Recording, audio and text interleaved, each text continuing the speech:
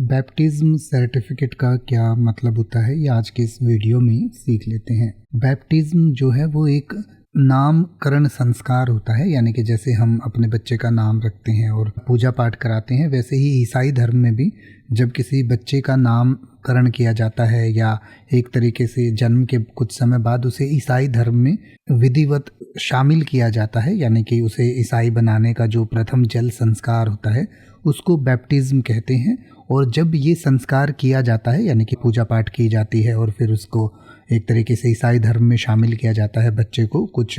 Rituals करने के बाद, यानी कुछ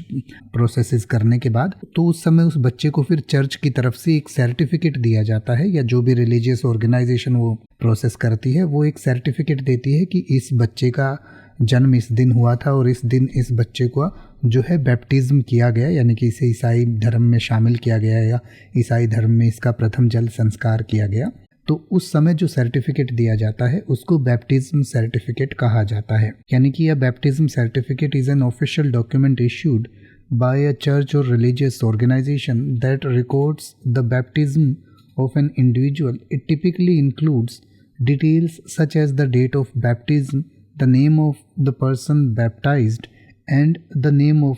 the officiant. The certificate serves as a formal recognition of the baptism and may be required for participation in certain religious ceremonies or rites. यानी कि ये जो एक ऐसा सर्टिफिकेट होता है जिसमें उस बच्चे का भी नाम होता है, जिस ईसाई ने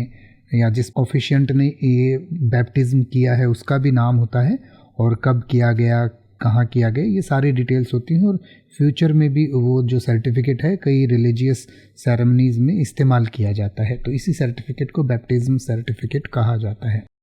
अब आप किसी भी वर्ड का मतलब हिंदी और इंग्लिश में YouTube पर सर्च कर सकते हैं, आपको मेरी वीडियो मिल जाएगी जिसमें आप बिना किसी फालतू बकवास के सीधा उस वर्ड का मतलब समझ पाएंगे। तो ऐसी ही वीडियोस को देखते रहने के लिए चैनल को सब्सक्राइब करें और बेल आइकन को प्रेस करें।